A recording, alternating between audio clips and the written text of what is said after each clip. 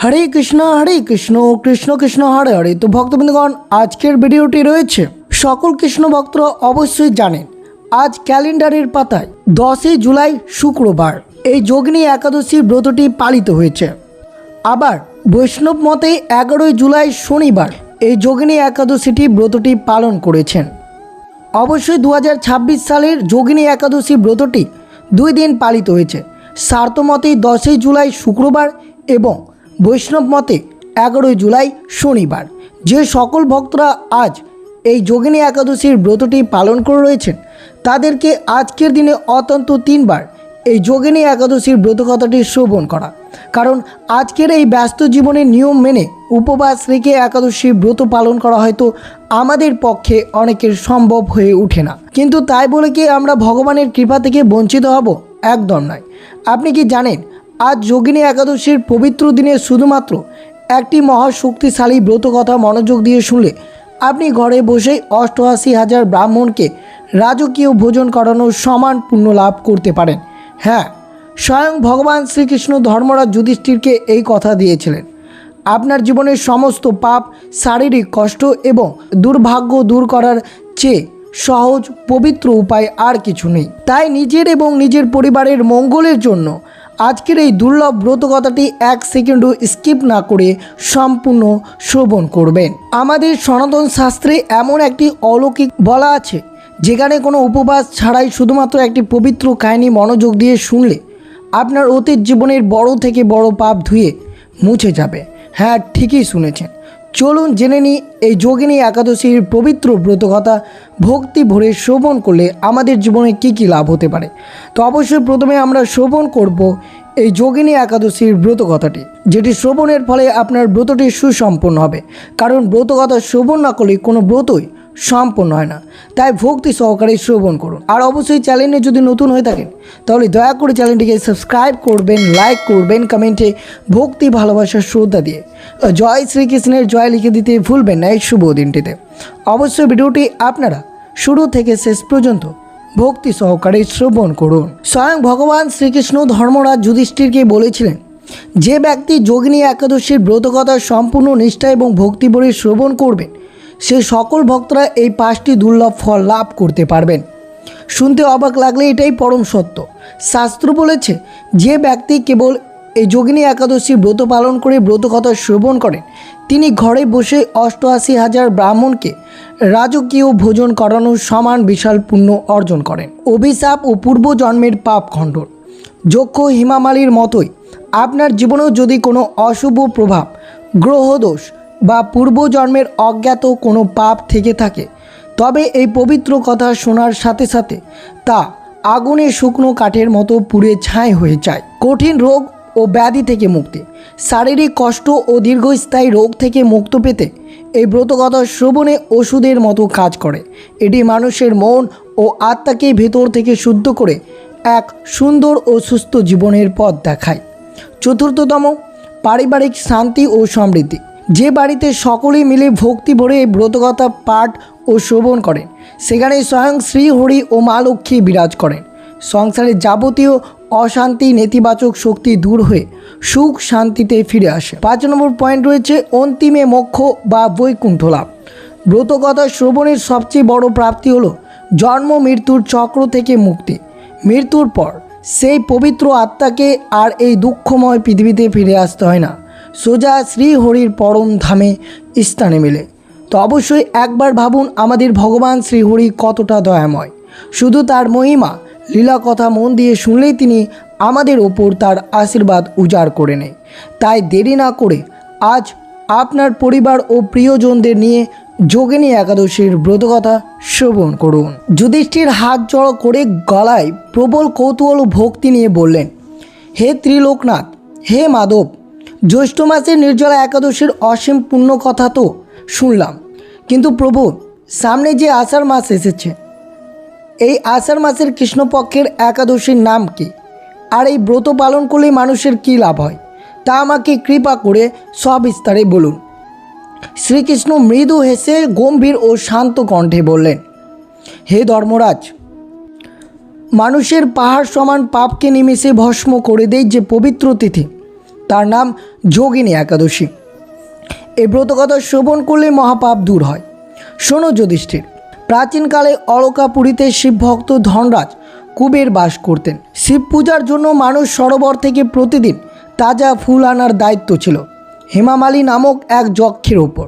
কিন্তু একদিন তার জীবনে নেমে এলো এক ভয়ানক অন্ধকার। হেমামালীর ছিল স্বরূপাবতী নামের এক পরম সুন্দরী স্ত্রী। একদিন সকালে শিব পূজার ফুল সংগ্রহ করে হেমামালী যখন বাড়ি ফিরছিল, তখন স্ত্রীর রূপের মোহ তাকে অন্ধ করে দেয়। সে ভুলে যায় যে মহারাজ কুবের পূজার ঘরে ফুলের জন্য অপেক্ষা করছেন। কামাসক্ত হয়ে সে নিজের স্ত্রীর সাথে সময় কাটাতে শুরু করে। এইদিকে বেলা গড়িয়ে দুপুর হতে চলল। কুবের প্রচণ্ড রাগী ও গর্জনশীল কণ্ঠে বললেন, কি স্পর্ধা, এই সামান্য যক্ষের! দুপুর হয়ে গেল, মহাদেবের পুজোয় সময় পেরিয়ে যাচ্ছে, আর সে এখনও ফুল নিয়ে আসেনি। প্রহরীরা, এখনই যাও, খুঁজে বের করো সেই পাপিষ্টি হেমামালীকে। আমি জানতে চাই সে কোথায়। কুবের চোখ লাল লাল করে বজ্র কণ্ঠে বলল, রে পাপিষ্ঠ হেমামালী, তুই মহাদেবের পবিত্র পুজোয় অবহেলা করে স্ত্রীর প্রতি কামাসক্ত হয়েছিস। কর্তব্য চরম গাফলতি। আমি তোকে অভিশাপ দিচ্ছি, তুই এখনই শ্বেতকুষ্ঠ রোগে আক্রান্ত হবি। তোর এই সুন্দর শরীর পচে গলে যাবে। তোর স্ত্রীর সাথে তোর চিরবিচ্ছেদ ঘটবে এবং স্বর্গে থেকে বিতাড়িত হয়ে তুই মর্তের জঙ্গলে নরক যন্ত্রণা ভোগ করবি। দূর হ আমার রাজ্য থেকে। হেমামালী মাটিতে লুটিয়ে পড়ে কান্না জড়িত ও আর্তনাদ করে বললেন, মহারাজ, আমাকে ক্ষমা করুন। ক্ষণিকের মোহে আমি অন্ধ হয়ে গেছিলাম। দয়া করে আমার এই ভয়ঙ্কর অভিশাপ থেকে মুক্তির উপায় বলে দিন প্রভু। আমি আমার স্ত্রীকে ছাড়া বাঁচব না। শ্রীকৃষ্ণ বেদনাদায়ক কণ্ঠে বললেন, অভিশাপের আগুনে জ্বলতে জ্বলতে ভয়ঙ্কর কুষ্ঠরোগে আক্রান্ত হয়ে হেমামালী মর্তে এসে পড়লেন। তার সারা শরীর ঘায়ে ভরে গেল। প্রচণ্ড গরমে, বিনা আহারে, বিনা জলে সে বছরের পর বছর ঘন জঙ্গলে ঘুরে বেড়াতে লাগলো, কিন্তু যন্ত্রণায় তার হচ্ছিল না। অবশেষে একদিন ঘুরতে ঘুরতে সে পৌঁছালো হিমালয়ে, মহামুনি মার্কেন্ডেয়র আশ্রমে। ঋষিকে দেখেই সে তার পায়ে আছড়ে পড়ল। হেমামালী হাঁপাতে হাঁপাতে কান্নার সুরে বলল, হে ঋষিবর, আমাকে বাঁচান। আমি এক অভিশপ্ত যক্ষ। আমার নিজের পাপের ফল আজ আমার এই বিভৎস দশা। আমি আর এই যন্ত্রণা সহ্য করতে পারছি না। আমাকে উদ্ধারের কোনো পথ দেখান প্রভু। ঋষি মার্কেন্ডেয় স্নেহপূর্ণ, দয়ালু ও গরু গম্ভীর কণ্ঠে বললেন, বৎস হেমামালী, শান্ত হও। তুমি নিজের মুখে নিজেই পাপ স্বীকার করেছ, তাই তোমার মুক্তির সময় এসে গেছে। আমি তোমার এক মহাব্রতের কথা বলছি। আষাঢ় মাসের কৃষ্ণপক্ষের যোগিনী একাদশী ব্রত তুমি নিষ্ঠা ভরে পালন করো। আগের দিন থেকে সংযম করো। একাদশীর দিন উপবাস থেকে শ্রীহরির আরাধনা করো। রাতের বেলা জাগরণ করে ভগবানের নাম জপ করো। স্বয়ং শ্রীহরির কৃপায় তোমার সমস্ত পাপ ও রোগ পুড়ে ছাই হয়ে যাবে। শ্রীকৃষ্ণ যুধিষ্ঠিরকে উদ্দেশ্য করে হাসি মুখে বললেন, হে যুধিষ্ঠির, মুনির কথা মতো হেমামালী এই ব্রত পালন করলো, আর অলৌকিকভাবে পরের দিন সকালে পালন করার সাথে সাথেই তার সমস্ত কুষ্ঠরোগ দূর হয়ে গেল। সে ফিরে পেল তার পুরনো সেই দিব্য শরীর এবং পুনরায় স্বর্গে গিয়ে নিজের স্ত্রীর সাথে মিলিত হলো। মনে রেখো ধর্মরাজ, এই একটি মাত্র ব্রত পালন করলে ৮৮,০০০ ব্রাহ্মণের ভোজনের পুণ্য লাভ আপনারা করতে পারবেন। তো দর্শক বন্ধুরা, কেমন লাগলো শ্রীকৃষ্ণ আর যুধিষ্ঠিরের এই জীবন্ত কথোপকথন এবং হেমামালীর রহস্যময় গল্প? ভগবান শ্রীহরি প্রমাণ করে দিয়েছে যে পাপ যতই বড় হোক, যোগিনী একাদশীর ব্রত তার চেয়েও শক্তিশালী। তো অবশ্যই আপনারা শ্রবণ করলেন এই যোগিনী একাদশীর ব্রত কথাটি, আর অবশ্যই একটিবার হলেও শ্রবণ করবেন এই যোগিনী একাদশীর ব্রত পালনের সঠিক নিয়ম কী রয়েছে, যে নিয়মটি পালন করলে আপনারা ৮৮ ব্রাহ্মণকে রাজকীয় ভোজন করানোর সমান পুণ্য লাভ করতে পারবেন। স্বয়ং ভগবান শ্রীকৃষ্ণ যুধিষ্ঠিরকে এই নিয়মাবলী দিয়েছিলেন, কিন্তু শর্ত একটাই, ব্রত পালন করতে হবে একদম সঠিক এবং নিখুঁত নিয়মে। আপনি কি জানেন সেই সঠিক নিয়মটি কী? তো অবশ্যই মনোযোগভাবে শ্রবণ করুন। আমরা সবাই জানি যোগিনী একাদশীর মহিমা অপরিসীমা, যেটি আমরা শ্রবণ করলাম, কিন্তু অনেকেই না জেনে ভুল পদ্ধতিতে উপবাস করেন, যার ফলে সম্পূর্ণ ফল মেলে না। তো শ্রোতা বন্ধুরা, আমরা সবাই জানি যোগিনী একাদশীর মহিমা অপরিসীম, কিন্তু অনেকেই না জেনে ভুল পদ্ধতি উপবাস করেন, যার ফলে সম্পূর্ণ ফল মেলে না। আজ আমি আপনাদের জানাবো সেই 5টি গুপ্ত এবং সঠিক নিয়ম, যা মেনে যোগিনী একাদশী ব্রত পালন করলে 88,000 ব্রাহ্মণের ভোজন সম্পূর্ণ পুণ্য সরাসরি আপনার খাতায় জমা হবে। প্রথম নিয়ম, একাদশীর পুণ্য শুরু হয় আগের দিন অর্থাৎ দশমী তিথি থেকে। দশমীর দিন সূর্যাস্তের পর কোনো খাবার গ্রহণ করবেন না এবং সম্পূর্ণ নিরামিষ আহার করবেন। রাতে পরিষ্কার বিছানায় ঘুমাতে হবে এবং মনে কোনো খারাপ চিন্তা আনা চলবে না। দ্বিতীয় নিয়ম, সংকল্প ও স্নান। একাদশীর দিন ভোরে অর্থাৎ ব্রহ্মা মুহূর্তে ঘুম থেকে উঠে স্নান করে নেবেন। এরপর সূর্যদেবকে প্রণাম করে ভগবান বিষ্ণুর সামনে দাঁড়িয়ে দৃঢ় সংকল্প করবেন, হে প্রভু, আজ আমি সারাদিন তোমার চরণে মন রেখে এই ব্রত পালন করব, আমাকে শক্তি দাও। তৃতীয় নিয়ম, পুজো ও তুলসীর নিবেদন। ভগবান বিষ্ণুর পুজো করুন ফল, ফুল, ধূপ এবং প্রদীপ দিয়ে, কিন্তু মনে রাখবেন শ্রী হরির পুজোয় তুলসী পাতা ছাড়া সম্পূর্ণ হয় না, তাই অবশ্যই তুলসী পাতা এবং চন্দন দিয়ে প্রভুর শ্রীচরণের পুজো দিবেন। চতুর্থ নিয়ম, আচরণ ও নাম জপ। একাদশী মানে শুধু না খেয়ে থাকা নয়। এই দিন কারোর প্রতি রাগ করবেন না, মিথ্যে কথা বলবেন না এবং পরনিন্দা করবেন না। উপবাস থেকে সারাদিন মনে মনে ওম নমঃ ভগবতী বাসুদেবায় বা হরে কৃষ্ণ হরে রাম মহামন্ত্রটি জপ করতে থাকুন। পঞ্চম এবং শ্রেষ্ঠ নিয়ম, রাত্রি জাগরণ। 88,000 ব্রাহ্মণ ভোজনের পুণ্য পাওয়ার সবচেয়ে বড় রহস্য লুকিয়ে আছে রাত্রি জাগরণে। একাদশীতে রাতে ঘুমানো উচিত নয়। রাত জেগে ভগবানের নাম, কীর্তন, ভজন বা শ্রীমদ্ ভাগবতম পাঠ করলে ব্রতের ফল কোটি গুণ বেড়ে যায়। এবং অবশ্যই সবশেষে পরের দিন অর্থাৎ যে সকল ভক্তরা 10ই জুলাই শুক্রবার এই একাদশী ব্রতটি পালন করেছেন, তারা অবশ্যই পরের দিন অর্থাৎ 11ই জুলাই শনিবার এই একাদশীর পালন করতে হবে। এবং যে সকল ভক্তরা 11ই জুলাই শনিবার এই একাদশী ব্রত পালন করে রয়েছেন, তারা 12ই জুলাই রবিবার এই একাদশীর ব্রতের পালন করতে হবে। পালনের সময় অবশ্যই শ্রবণ করুন, সঠিক নিয়ম এবং সঠিক পদ্ধতি মেনে অবশ্যই আপনারা পালন করবেন। পালনের সময়টি রয়েছে সকাল 5টা থেকে শুরু করে 9:28 মধ্যে। সকল ভক্তরা এই শুভ সময়ে 2 দিনই পালন করতে পারেন। তো অবশ্যই আপনাদের সাথে তুলে ধরা হলো এই ব্রতের সঠিক নিয়মাবলী কী রয়েছে। এইভাবে যদি আপনারা ব্রতটি পালন করতে পারেন, তাহলে অবশ্যই 88,000 পুণ্য ফল আপনারা লাভ করতে পারবেন।